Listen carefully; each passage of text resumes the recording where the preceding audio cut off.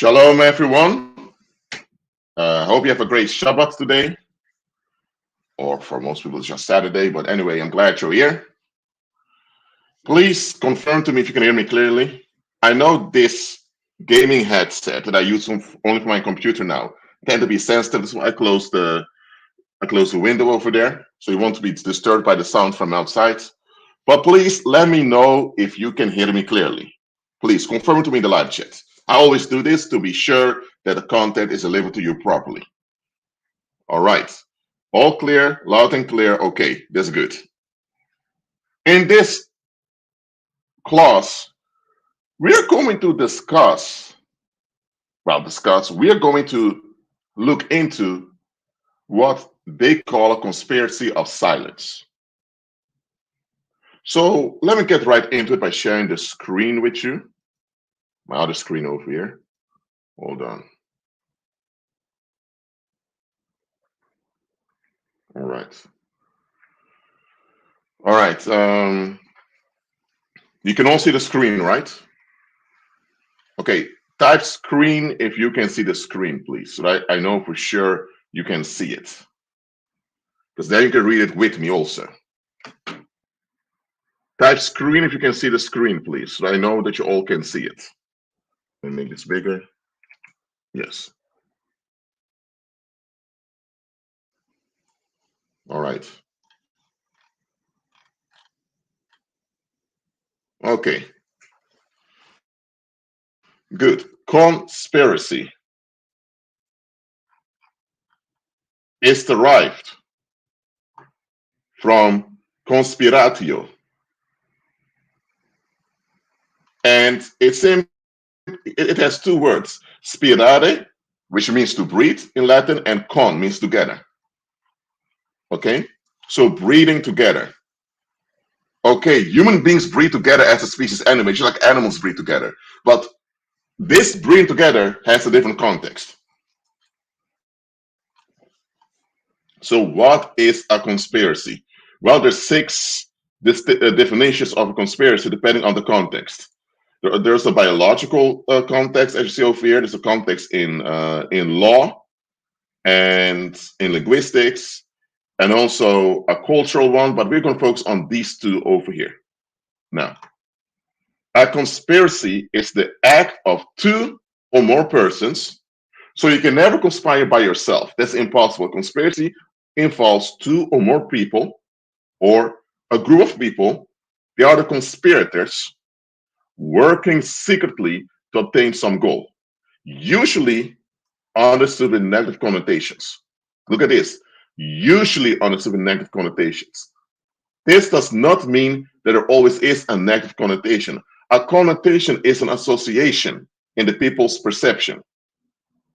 For example, let's say you work at McDonald's, and let's say that McDonald's has received negative publicity lately. Now, you work at McDonald's has a negative connotation. Why? Because you are being associated with McDonald's is perceived in a negative way. That's a negative connotation. A connotation has to do with the public's perception about something. So a conspiracy is two or more people work to secretly obtain a goal. So it doesn't have to be anything negative directly, but most of the time it is. So if you and your colleagues see that the manager is almost fainting, you can discuss this with your fellow coworkers and you can decide together, you guys want to call the hospital for him. Okay? That's a conspiracy. What is the goal? The goal is to make sure your manager gets help. That's a conspiracy. All of you together agreed to make sure your manager gets help. Does this have a negative connotation? No, it doesn't. Or let's say now there's a surprise party. Your family and friends want to give you a surprise party for your birthday. That's a conspiracy. They conspire together to establish this party for you that you're not aware of. Is this negative? It can be perceived as negative because by the individual who's overwhelmed by the surprise, but it's not negative in itself. Okay, the second definition of conspiracy, and this one is also used often, is an agreement between two or more persons to break the law at some point in the future. So let's say now you and a friend of yours are about to, let's say, smoke weed. But you're in a US state where smoking weed is illegal. You guys text one another, yo man, let's smoke dope later this afternoon. That's considered a conspiracy because you're about to break the law. Or it can be, but if you do this in a state where smoke marijuana is legal, then it's not a conspiracy.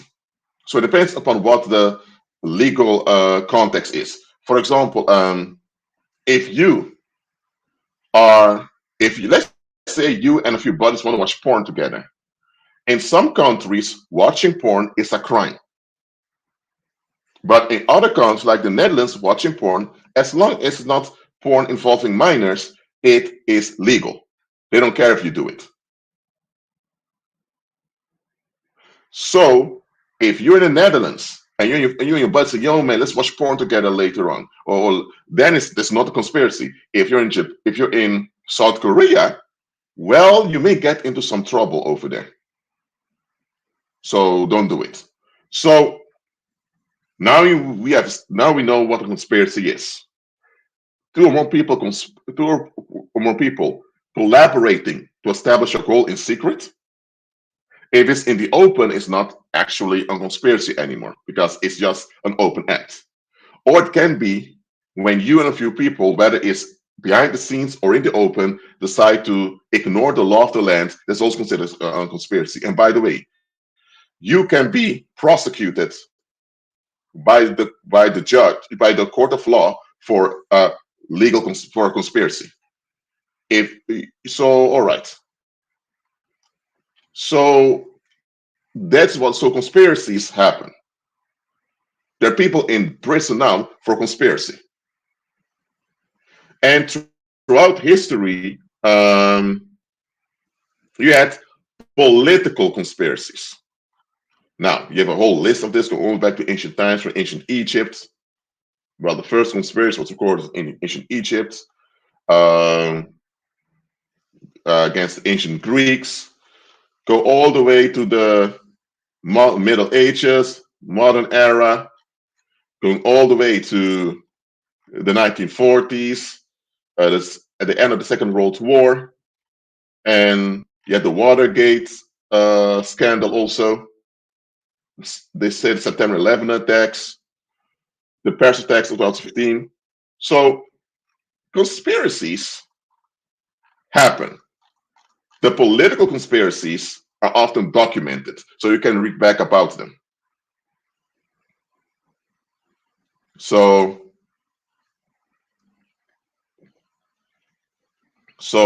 this is what I want you to point out. So conspiracies are not fabricated. Well, most of them are not. They happen. So now, what is a conspiracy theory? But again, also Wikipedia explains conspiracy also as a plot, as a secret plan or agreement between persons called conspirators or conspirators. But here they say put a negative connotation to it automatically. So if it's an open competition, it's a collusion. Let's go to conspiracy theory. A conspiracy theory is an explanation for an event or situation that invokes a conspiracy by sinister or powerful groups, often political in motivation, when other explanations are more probable. The term has a negative connotation, as said over here. And then you go throughout the article, you tend to kind of make a case against conspiracy theories over here. But let's go back to the beginning over here. Conspiracies exist. We got that. And conspiracies on a political level are often documented. Our conspiracy theory is when someone assumes that powerful groups have a sinister agenda and they're behind some events. Now, did it happen in history that powerful groups had a sinister agenda? Yes, it happened. It happened often and still happening till this day. So a conspiracy theory is a possible explanation. Now, there's a difference between possible and probable. Possible is where something is able to happen. Probable is where it's likely to happen. For example, you winning the lottery is a possibility. It can happen, but it's not a probability. It's not likely to happen. For example, rain in a desert. It's possible for rain to fall in desert, and it happens. But is it so? But and to have rain falling in a desert for days can also happen. It's a possibility. Is it more probable to happen? It's likely not to happen. So something can be possible, but also not probable. So is it clear to you the distinction between possible and probable? So let me give just one more example. It is possible that a narcissist will admit they're wrong. That's possible. But is it probable? Are they likely to do it? No. So if something is possible, it means it can happen or it could have happened. Probable is it realistic that it would have happened? Is it realistic that it will happen? So in life, it's good to consider possibilities, but also to look at what is probable. Before I continue, is the distinction of possible and probable clear onto you? Let me know now in the live chat. Is it clear onto you?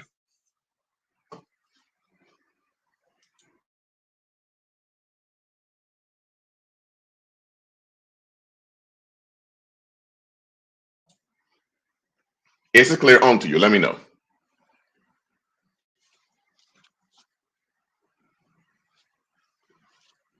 So, if I, for example, if I would suspect that the Italian mafia is behind the robbery of a supermarket, that is a possibility. It can happen. But if I suggest that the Italian mafia from Sicily is behind the robbery of a supermarket in Sweden, it is a possibility if that supermarket in Sweden has some criminal ties that linked to the Italian mafia. But is it probable? Likely not, because the Italian mafia tend to operate mainly in Italy or in countries around the Mediterranean, because that's the safest way for them to operate. The further away they go, the more risk they get involved with. So if I would say, oh, that supermarket there in Stockholm was robbed, the Italian mafia is behind. People say, what? Italian mafia? We're in Sweden, right? It's not impossible, but it's not probable. Now that we understand possible and probable, let's go to the next over here. Conspiracy of silence. Yes, it's a term that actually exists.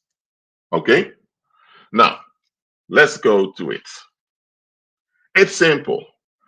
An agreement, either formal or tacit, between two or more parties. So it can be a party can be an individual or a group of people, or it can also be a business or organization. An agreement, either formal or tacit, between two or more parties not to discuss some matter, not to reveal any information concerning it, especially in order to avoid blame, embarrassment, or discomfort. My bad. Hold on. Let me read it one more time. And read it with me. A conspiracy of silence is an agreement, either formal or tacit, between two or more parties not to discuss some matter, nor to reveal any information concerning it, especially in order to avoid blame, embarrassment, or other discomfort.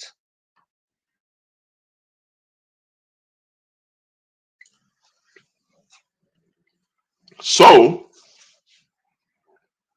it can be that something bad happens and people decide we're not going to talk about this, we're going to pretend like it never happened. That's a conspiracy of silence. It is a conspiracy.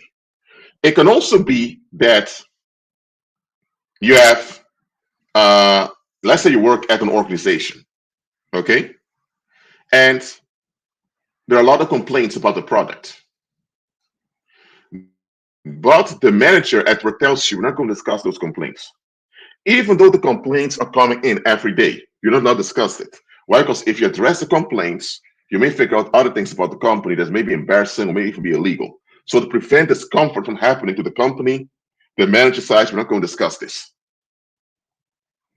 In this case, it's formal. It's at work. Look, a conspiracy of silence is conspiracy. And these type of conspiracies are common. For example, let's say um, let's say someone's wife had an affair, but now her husband is not aware she had an affair, but she quit the affair by now. The community around can say, you know what? We all know this woman cheated on her husband, but you know what? She cut out um, the affair, and now she's with her husband again. If the husband ever finds out, it's going to maybe lead to a divorce, and maybe lead to a broken family, and it's also going to look embarrassing onto us because we knew this woman was cheating on her husband, and we knew it, but we didn't intervene nor stop it. So if it comes out that she had an affair, it's also going to come out that we allowed it to happen. So and if this comes out that we allowed her to have an affair and we didn't intervene, it's going to look bad on us. It means our credibility will go down. And at our jobs and our social relationships, people are going to doubt us too. Because they're going to say, if you saw this man, who's a hardworking man, was treated so horribly by his wife, and you just allowed it to continue, what else are you allowing to happen? So in this case, the community can decide, you know what, she cheated on her husband. We all know it, but you know what? Nobody's going to talk about it. And if anyone decides to talk about it, we will shame this individual. And if the individual continues, we'll become violent towards the individual in such a way that we can't be arrested. So, because what is the goal now? The goal is to preserve ease in the community, and that's why a harmful fact, namely marital infidelity, is not discussed. So the whole community agrees we are going to make sure the husband never finds out his wife has an affair. Why? So that there's ease in this community. The husband may pick up something is off, but he can't figure out what's off. But he thinks, you know what? I have a happy family life, I don't mind. The husband does pick up something is off, but because things are going smooth in his life, he thinks, hey, why cause any trouble? Why wake sleeping dogs? Actually, you know what? I don't agree with ignoring red flags, but one thing, if you notice something is off, and you also feel that addressing the thing that's off may lead to an explosion of conflict, then better not address it. Better just remove yourself from the situation. All right? That doesn't mean I agree with ignoring red flags. I'm just telling, just because you notice a red flag doesn't mean you have to go into it without any caution. Okay? For example, if you see the husband of your best friend talking closely with another woman, okay, it's probable he's having an affair, but for you to just go out and talk about this, what if it wasn't unfair? You were mistaken. Now you are so-called gospel. Now you slander their marriage, or what if it is true? Now you will be remembered as someone that will cause trouble, whatever. So what I'm saying is, when you notice a red flag, take heed to it, but you don't automatically have to go out and spread the information all around. Now, conspiracy of silence. Is it probable? I'm asking you a question. Is it probable that that cold cases are conspiracies of silence? Let me know what you think. I'll give you 2 minutes to answer. Is it probable that cold cases are nothing but conspiracies of silence? I'll wait for 2 minutes. I'm looking forward to your answers. Let me know.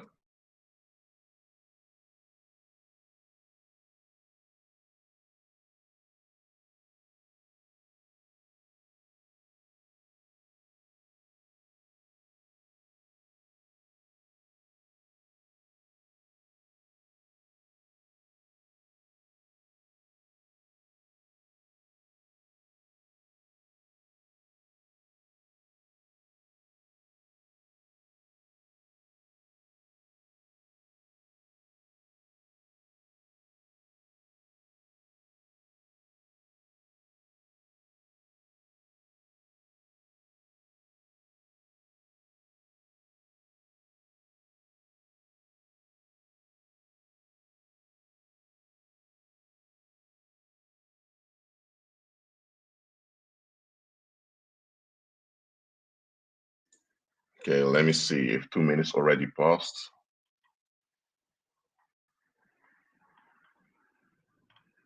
Okay, just 30 seconds more. I got a few answers there already.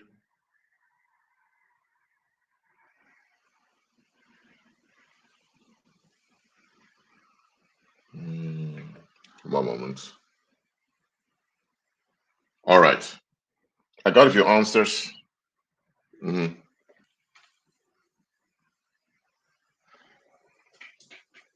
Okay, just a response to this comment over here. This individual says, my brother-in-law is a fire chief and he is fake and gets very upset when I ask for details of certain sketch events that occur. Well, then stop asking questions for details, because likely there are things happening that involve conspiracy of silence.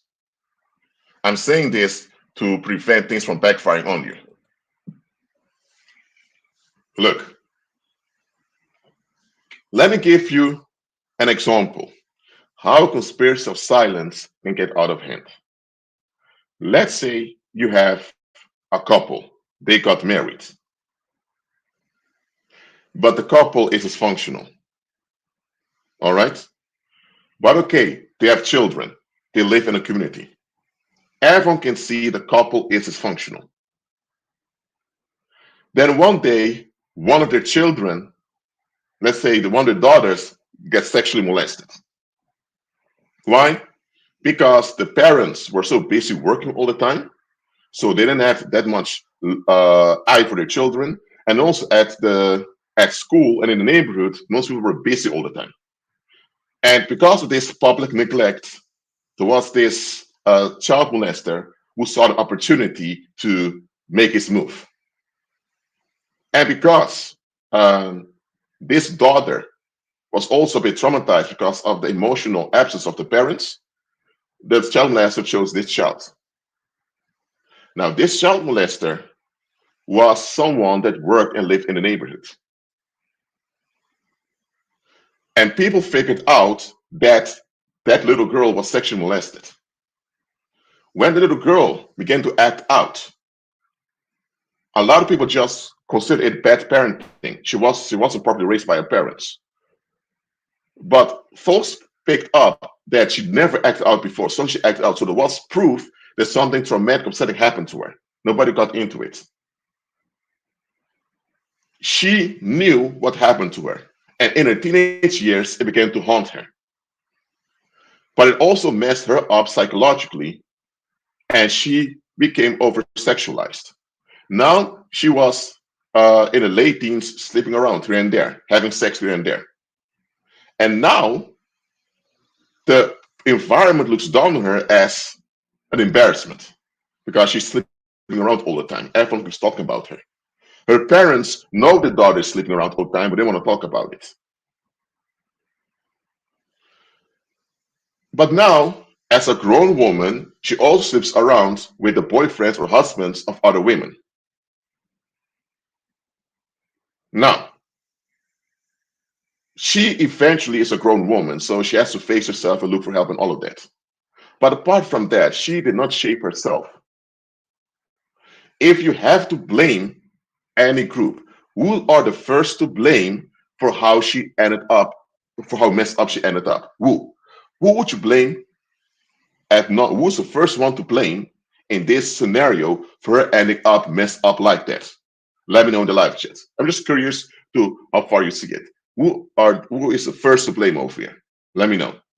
I'll give you 1 minute to answer.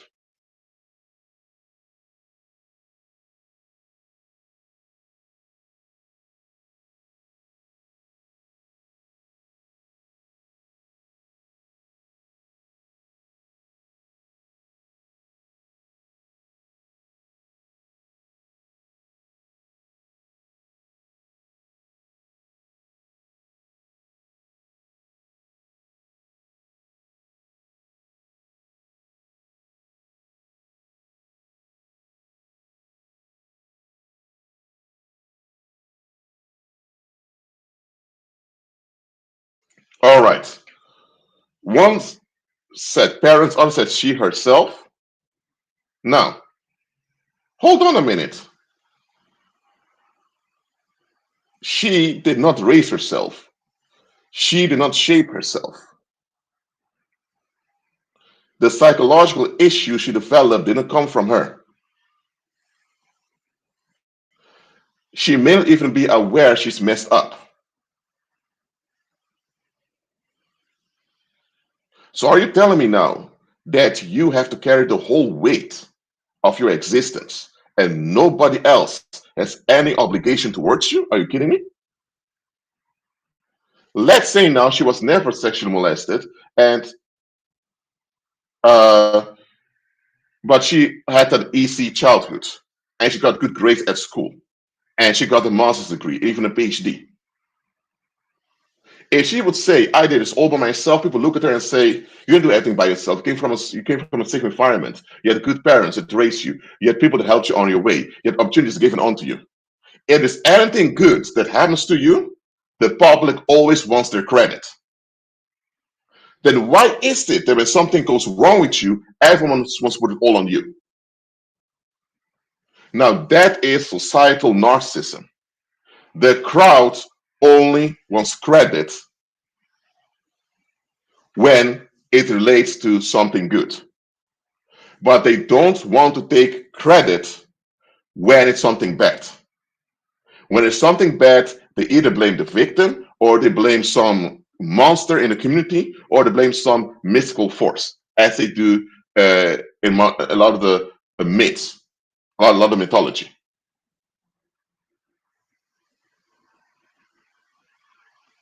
Think about this.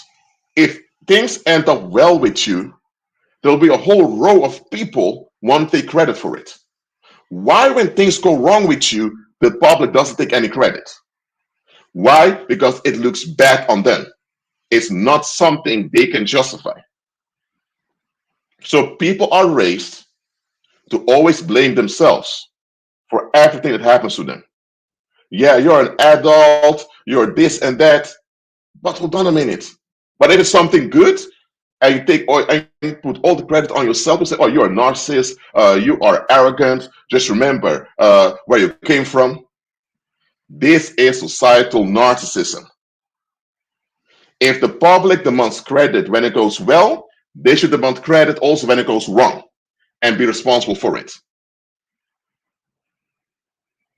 And here's the thing. Let's go back to the example I gave of this little girl that was sexually molested and she ended up psychologically messed up and she ended up coping by sleeping around. The people that encounter her later in life, when she was sleeping around, they encounter the result of what happened to her, the result of being neglected and being psychologically messed up. And that result annoys them. So what they do, they address her, saying, because here's the thing, the public just wants to be left alone and be at ease. If you've been messed up and your issues are visible, they have to admit that there's dysfunction in the community. And that means we have to deal with the dysfunction. But what do people often do? If you're dysfunctional, I'm not talking about being evil. If you're dysfunctional, they tend to be upset with you. That's because they're encountering you, now they need to face this. The public expects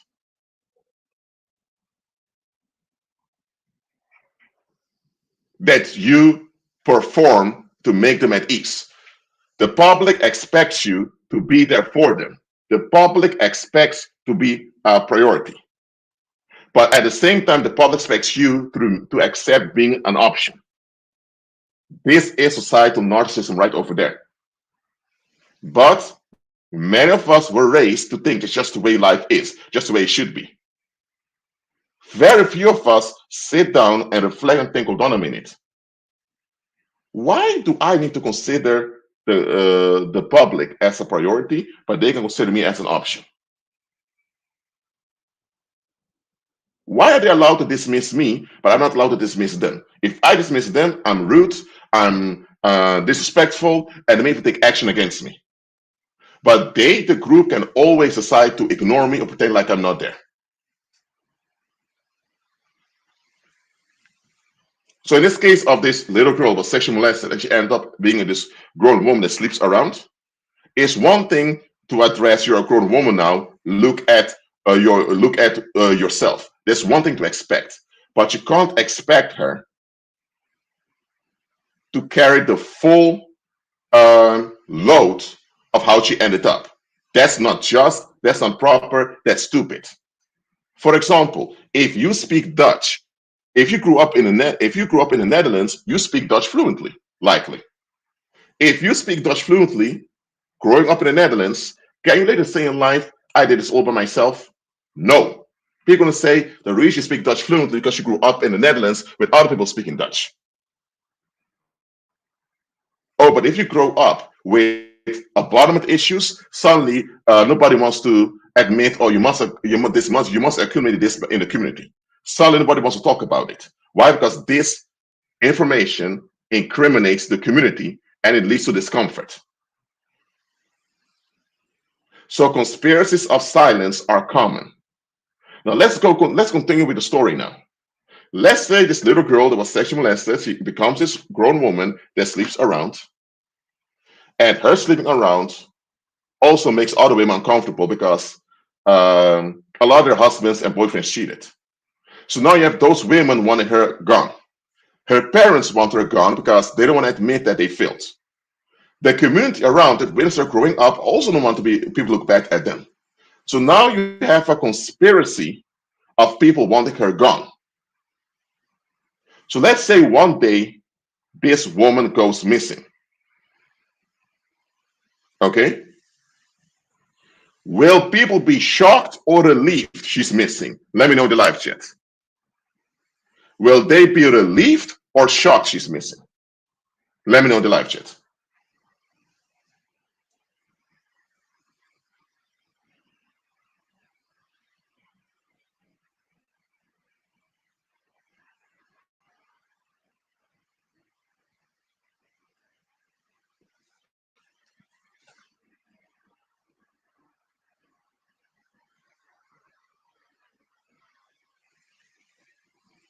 All right, one says relief. What does the rest say?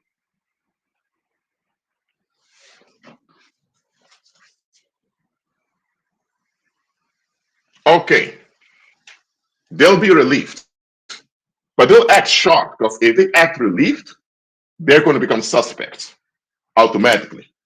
So they'll act shocked. All right? Or they may be shocked, but still they're relieved on the inside because now they don't have to face an issue. Let's say now this woman's body is found later, she's been murdered.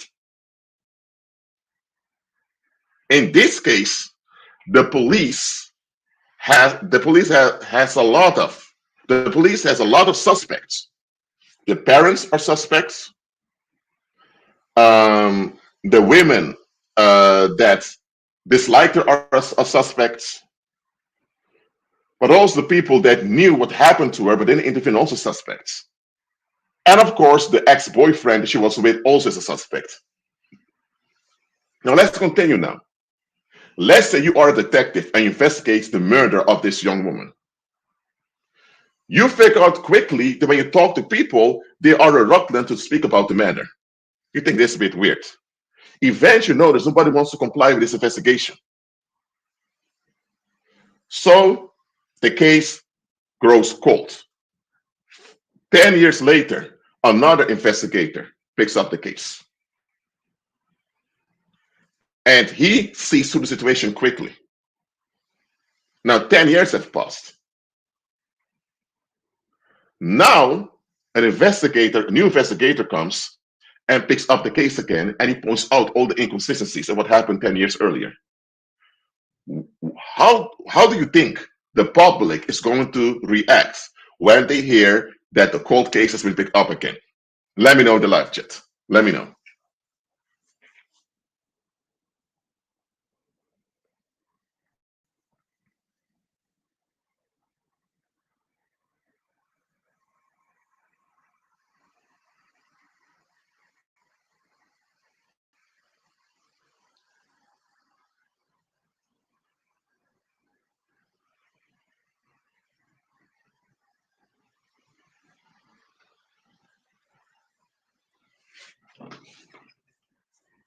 How do you think the public, that same public that was relieved she was gone, that same public thought, oh, finally, nobody's going to talk about the case anymore. We can move on at ease. And 10 years later, bang, the case is open again.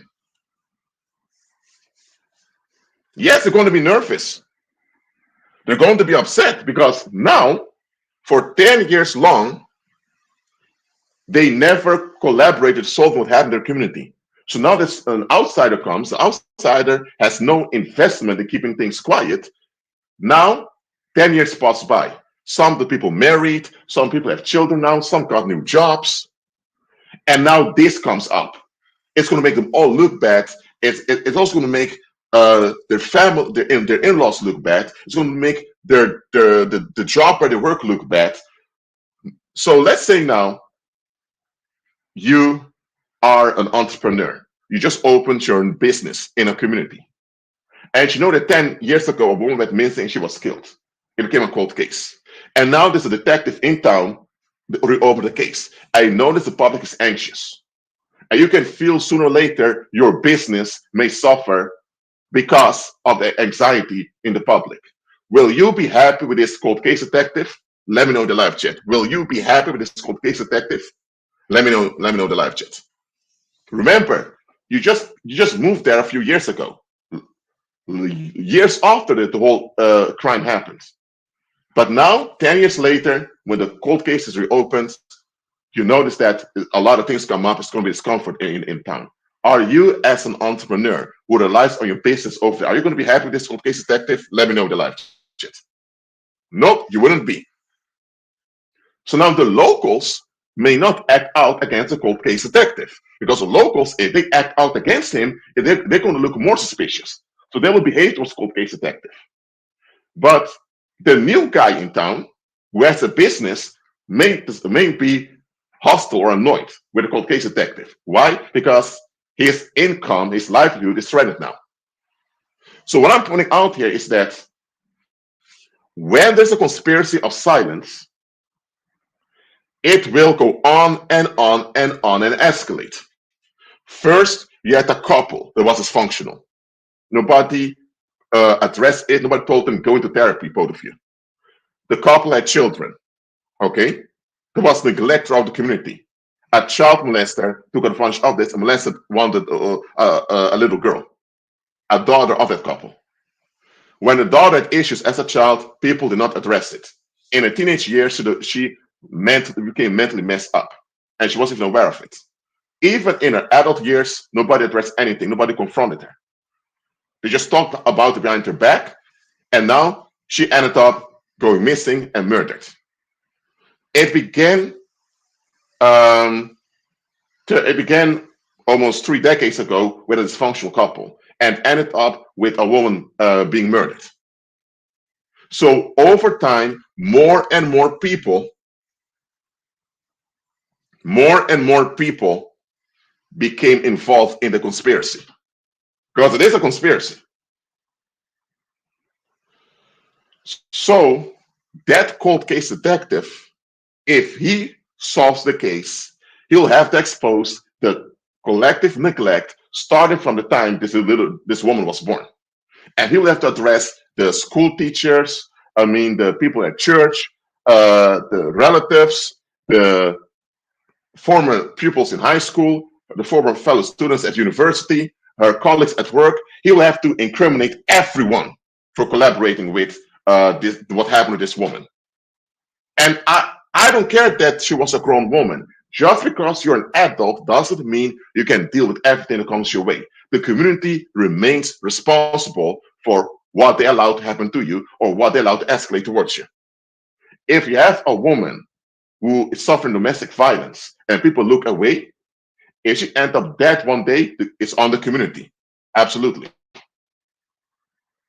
So, for example, if a bridge is broken and the community doesn't put a sign there, don't cross this bridge, it's broken, and some foreigner or someone cross the bridge and they die, it's on the community.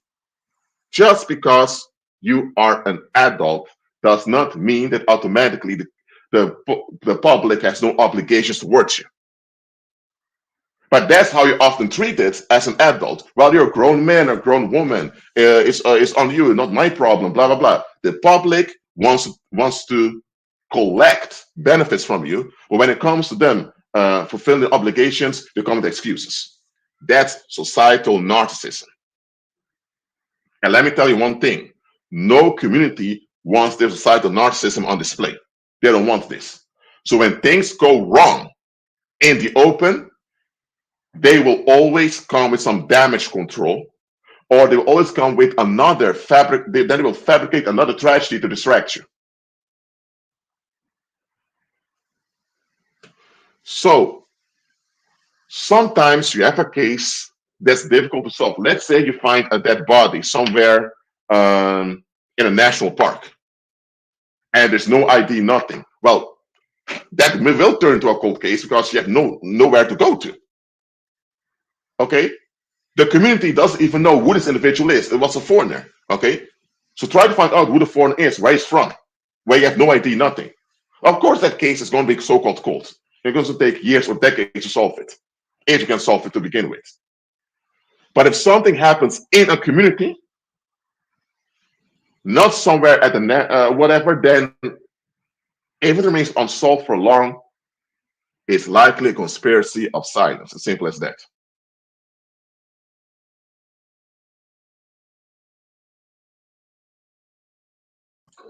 So understand this: the public does not want their narcissism on display. The public wants to be seen as a victim so they can get sympathy, and they will excuse their bad behavior as a public on the fact that they feel victimized. But when the public does it, we don't call it out saying there's narcissism. When an individual narcissist does it, it's in your face, and we say, oh, it's a narcissistic attitude. We say to an individual to get themselves together and face responsibility. Why don't we say this to the public? You know what? Why don't you guys just face yourselves as a community and start dealing with what goes on around here? You rarely hear the second thing, that the community is called out. Unless those are scapegoats in a neighborhood, then they do it. I have another question for you now about the Second World War and the oppression that happened against the Ashkenazi Jews. If the public would have been able to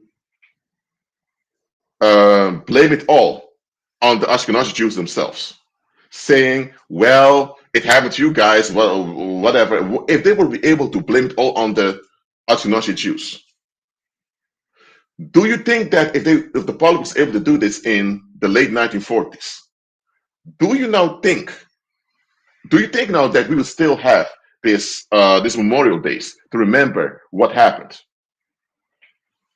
Would you still have this kind of protective attitude when it comes to the reputation of Ashkenazi Jews today? If back then in the 1940s, I mean, even later 1950s, they were able to brush all under the rug, do you think people would even mention what happened today? Let me know in the live chat. I gave you 1 minute to answer.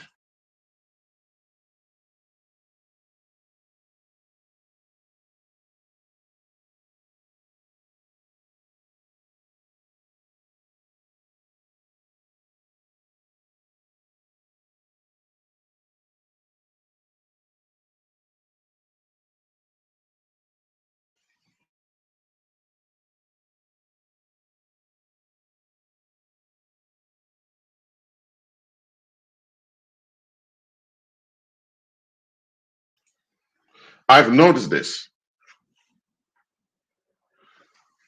every year because I grew up in the Netherlands. They will remember the Second World War, and they had this phrase, never.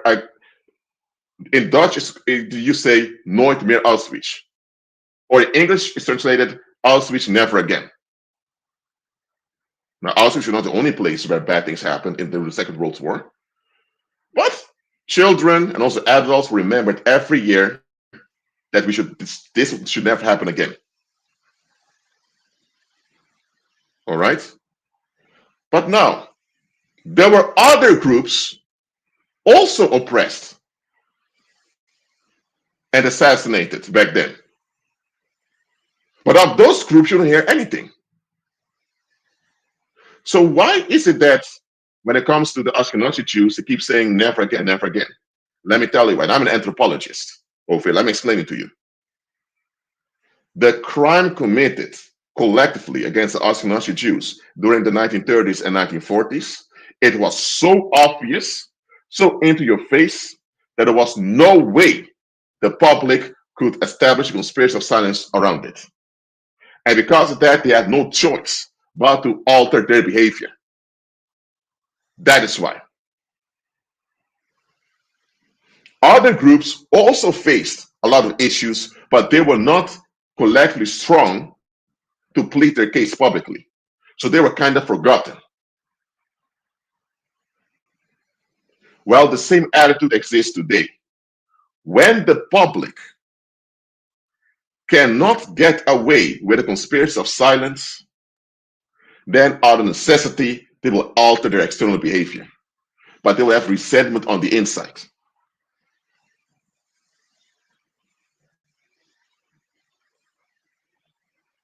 They'll have resentment. Because now they need to admit something about themselves that they don't want to see. So we wouldn't have any Auschwitz no more, and none of the and we wouldn't even have anti-Semitic. You wouldn't have we wouldn't even have laws against anti-Semitism. None of that, if the public was able to put a successful conspiracy of silence around what happened in the 1930s and 1940s against the Ashkenazi Jews. So that shows that it wasn't out of the goodness of the public's heart that people began to recognize what happened. It was out of necessity because it made all of them look bad.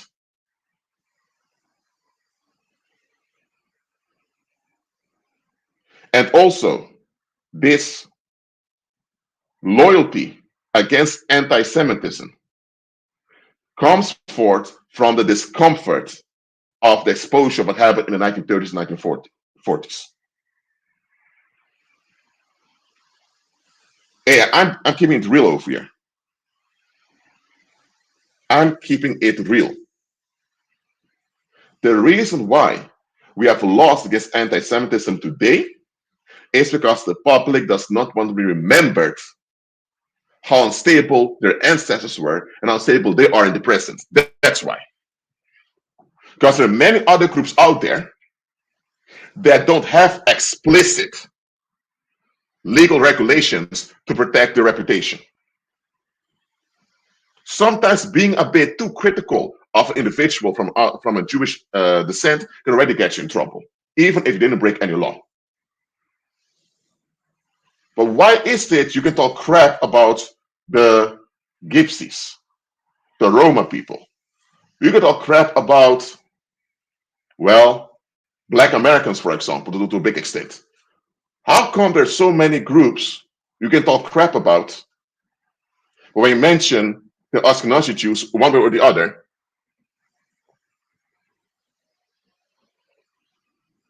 there's a problem.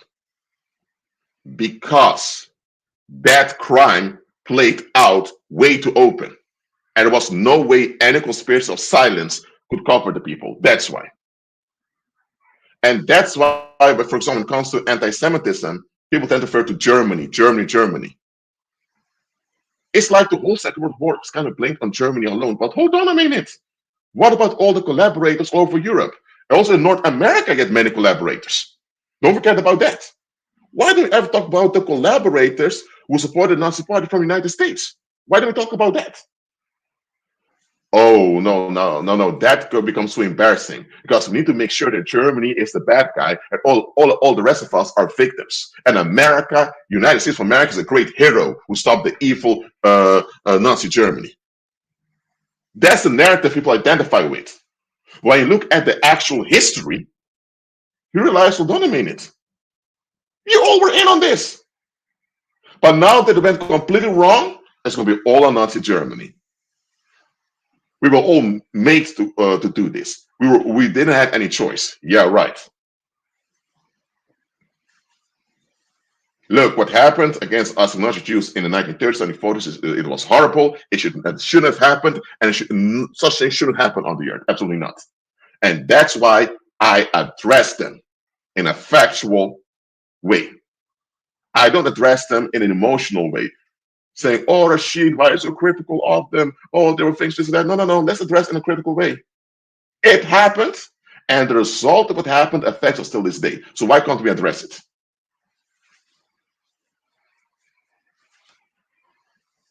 Remember, I told you, when the public has no choice but to face their own dysfunction, they will alter their external behavior, but there will be resentment on the inside. And it's that resentment we have today in a revival of the right wing and revival of neo-Nazis and all of that.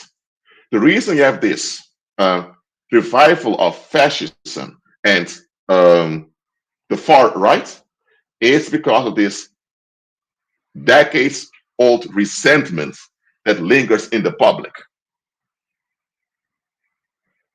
So when a lot of liberals or people on the left side of society, when they notice the directness of people on the far right, they tend to get shocked. But they're shocked because they didn't realize this resentment was there all along. So let me tell you this. A conspiracy of silence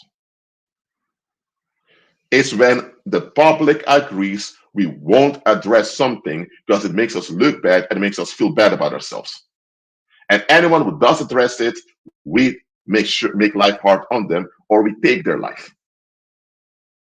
Now, of course, today they need to watch out because you have the police force out there that will come and arrest them. And sometimes, unfortunately, the police also collaborates with it in some countries.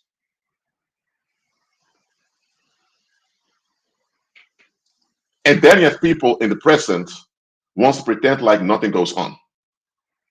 Look, the reason I made this live stream, or I'm doing this live stream right now, is to show you that conspiracies are not some distant thing from the far ancient past. It's also not something that only happens amongst political circles. Conspiracies are everyday happenings. Now, I'm not saying that most conspiracies out there end up in homicide or genocide or whatever. No, they don't. But a conspiracy nevertheless. So anytime you notice that the public's reaction to an event is off, you know what goes on. And I want you to learn this.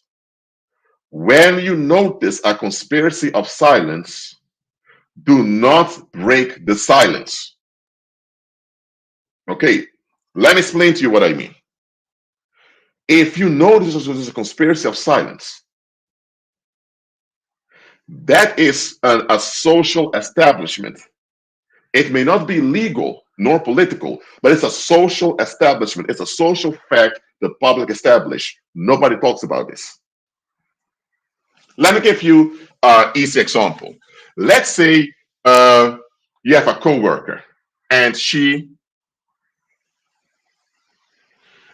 obese. Okay, she's quite obese, and everyone can see she's obese. Some people say, man, lady, you're fat. You need to work out, do something. They just lash out against her. No, that's wrong.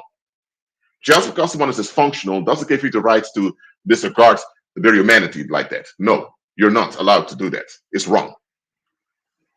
At the other hand, you have people who know she's obese, but they don't address it because they just don't want to deal with the fact she's obese. Because if she's obese like that and nobody else in her family is obese, that means there's some issue going on with her, likely psychologically, that needs to be addressed. And nobody wants to burn their hands on that issue.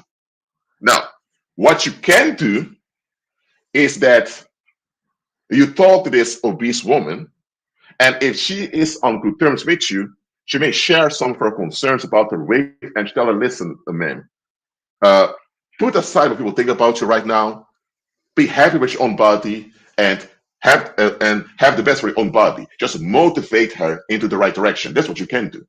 But what you shouldn't do is break the silence by addressing things in the open, just like that. Because if you do that, the target, which is the obese woman, will be shocked. And now all the other conspirators who enabled her obesity are now going to turn on you. And they're going to so-called defend the obese woman against you, the so-called perpetrator, even though you're not the perpetrator. Do you understand this example of the obese woman and how you should and how you shouldn't deal with the situation? If you understand this, let me know in the live chat, please. Thank you very much.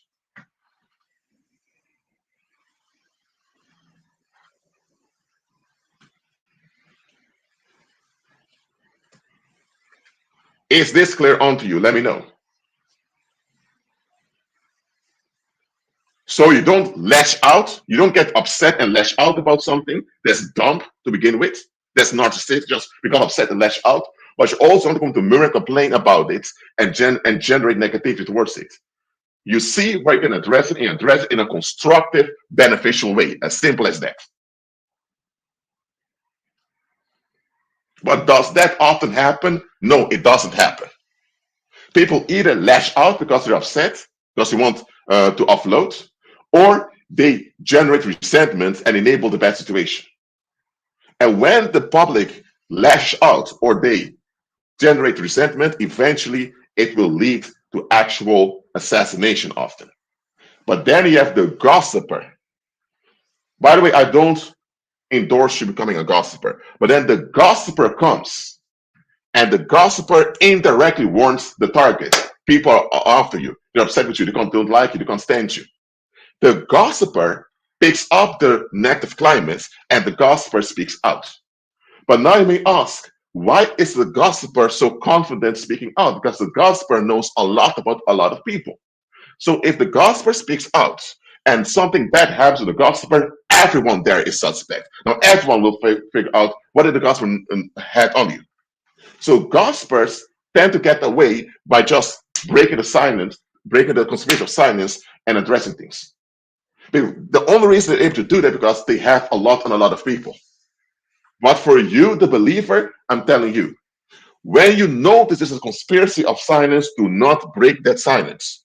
Address things in a constructive way if you can. And if you notice that addressing this constructively is not an option, then slowly and peacefully leave the situation. Simple as that. I'm not telling you to change jobs or to move to another location, but if that is an option that will benefit you, just do it. Address it in a constructive way. When that is not possible, or when that is refused, you slowly depending on the situation, if it's dangerous, you do it quickly, you peacefully leave the situation. That's what you do. You're not a collaborator because you sought to address it in a constructive way. So you're not an enabler. So when you leave the situation because you notice that address things constructively cannot happen, then you're not to blame things as because you at least made some effort to comply with justice. Is this clear onto you? But if you just leave because you don't want to deal with it, you want to be left alone, then you are a collaborator. You just give space for something bad to happen. Simple as that. I'm not telling you this to make you feel guilty because I don't believe in guilt, and guilt is not even something that comes from God. Conviction comes from Heavenly Father, but guilt is a dysfunction that happens to you when you don't operate according to God's will. Guilt is a dysfunction that happens when you don't operate according to God's will. That's what guilt is. So I'm not guilt tripping you because I'm not enabling this function. I point out to you, and I hope I'm convicting you to show you, address things constructively. And if you can't do that, leave the situation. If you stay in the situation, you become a co-conspirator. As simple as that. If you stay in the situation without addressing it constructively, then you become a collaborator on what goes on. As simple as that. And when things really go wrong and it comes out, it's going to negatively affect you too. It will. So again, when you notice a red flag, don't just run your mouth in the streets. Admit that there's a red flag. See if you can address it in a constructive way. Pray about it. If the Holy Spirit tells you, leave it alone, you leave it alone. If the Holy Spirit tells you to leave the situation, you leave the situation. As simple as that. As simple as that. But now there may be another question. Rashid, what if I'm the target of a conspiracy of silence? I already addressed it before on this channel, but I'm going to repeat it in this live stream briefly. If you are the target of a conspiracy of silence, you will notice people walking away from you. People suddenly limit contact with you out of the blue. If one individual blocks you, unfriends you, or they slowly stop talking to you, you think, okay, something's wrong with that individual. But if multiple people around the same time begin to lower contact with you, there's a conspiracy of silence unfolding against you. That is a red flag you should never ignore. What you do then is you admit what goes on, you reflect on the situation to see how far gone it is, you pray and fast, and then you slowly begin to leave the situation. That's what you do. If you're working somewhere and this goes on, if you're able to decree, declare, and walk by faith and overrule it, you do it. If you can overrule it, you overrule it. Simple as that. But if it is far gone and the climate becomes more and more toxic, begin to look for another job or go on benefits for a while. I prefer to look for another job and then leave the situation. If it's a football club you often visit and you often come there in your free time, you have friends over there, then begin to slowly stay away from that football club. If it's a church you're attending, slowly begin to stay away from that church.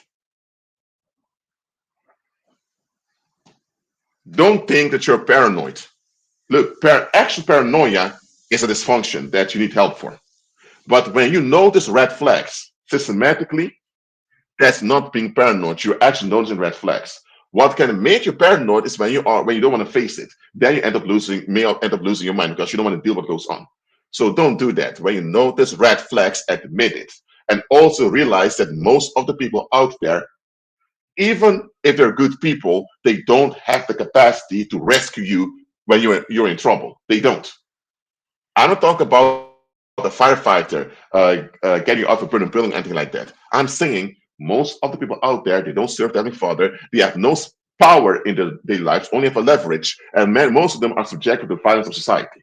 So when it really comes down to it, can they rescue you? No, they cannot. So don't expect them to rescue you either.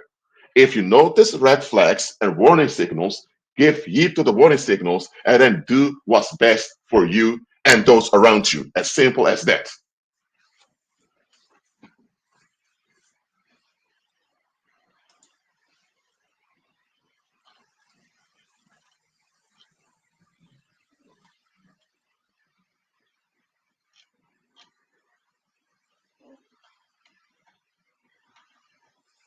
Mm-hmm. Natasha said, okay, I will no longer give hidden facts that I may know about if it will simply escalate the situation. That's a smart thing to do.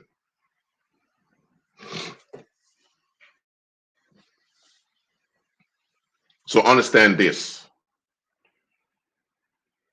Worldlings want to escape. They want to preserve their relief. That means they're biased against anything that will disrupt their relief. And because they're biased this way, that means they don't have justice on their mind. Those people want to catch the bad guys, so they're acting out of revenge. I'm not talking about revenge. Revenge is something you should be involved with anyway. Justice is collaborating with long-term solutions. That is justice. Let me say, worldlings by default, they don't have justice on their mind.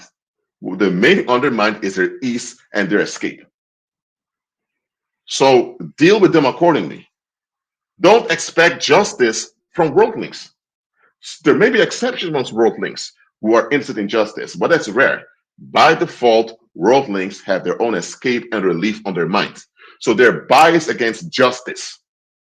So worldlings tend to operate in injustice because they're mainly focused on their own ease and escape.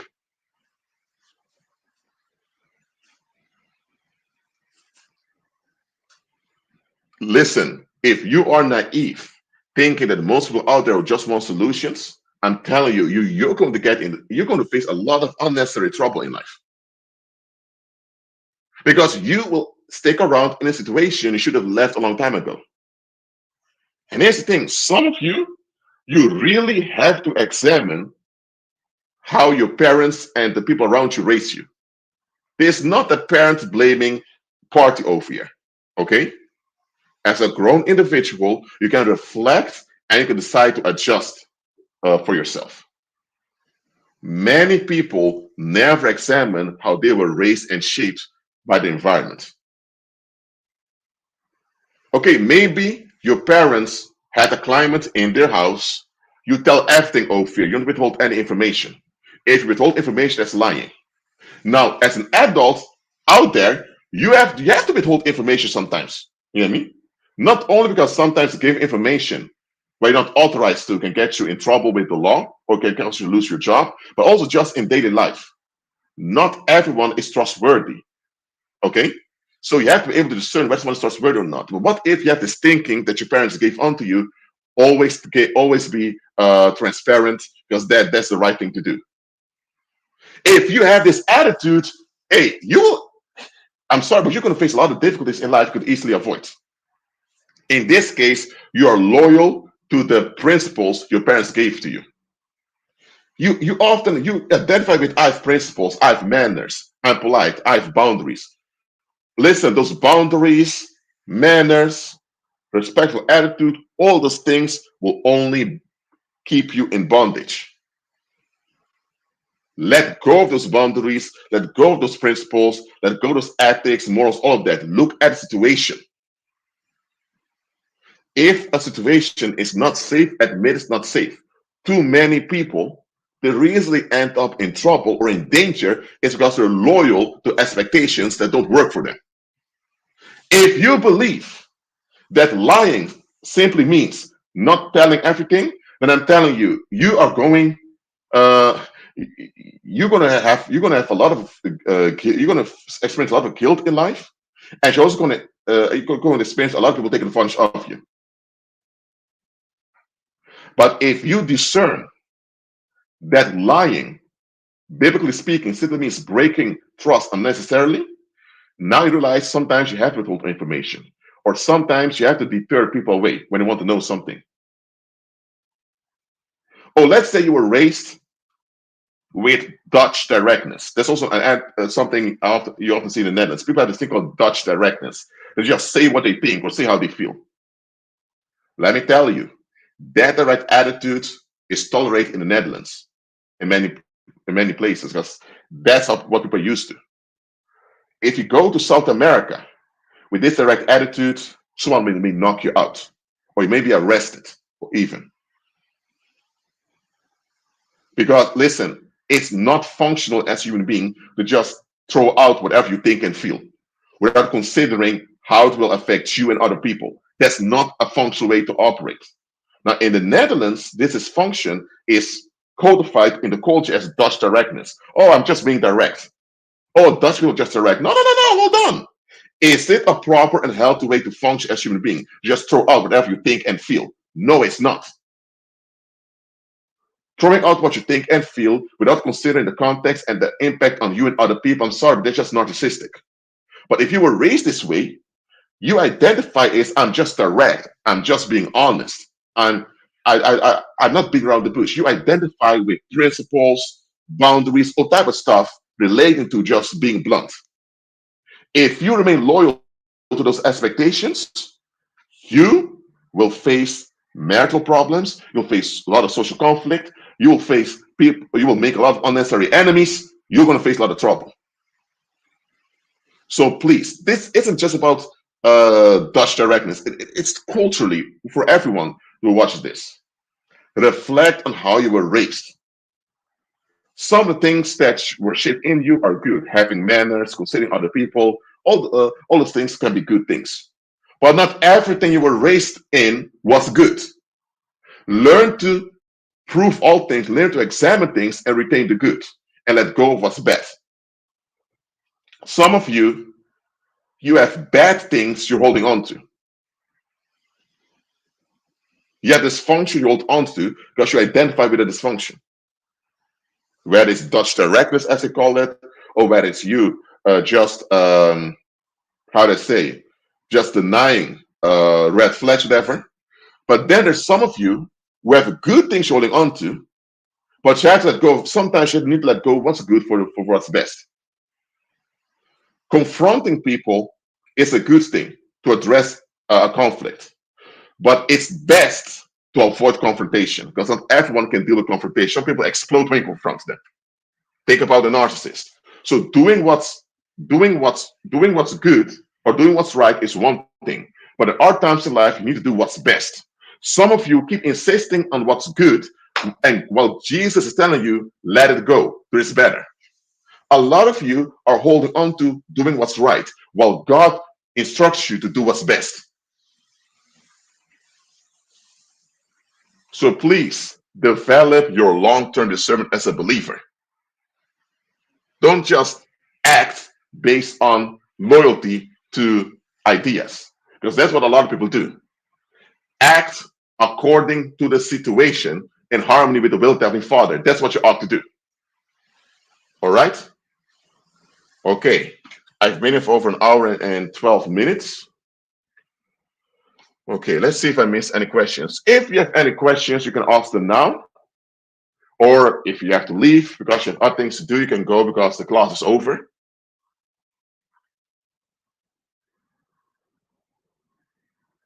Okay. Someone asked a question. Okay, so Wolborg asked, what should you do if you're in a situation where you had all that sexual abuse and are in coming to Christ? Does the public get away? Listen, the public is the public. The public will operate in denial. And when you recover, sometimes the public even turn on you. So be prepared for that. So learn to shake dust off your feet and to move away from people who don't have your best interests at heart. If they don't even have their own best interests at heart, how do you think you'll have your best interests at heart? They won't. Okay, let me see any other question if I miss any.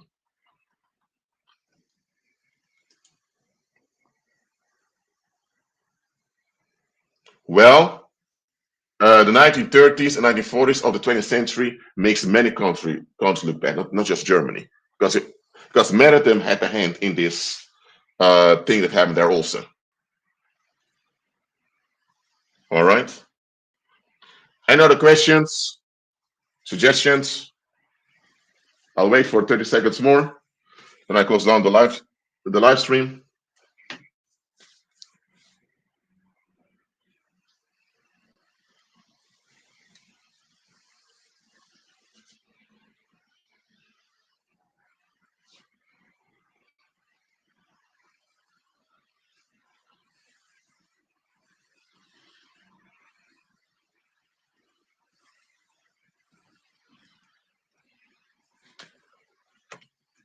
All right. Thank you all for being here. Keep on agreeing with Christ, be at peace, and I'll see you next live stream. Shalom.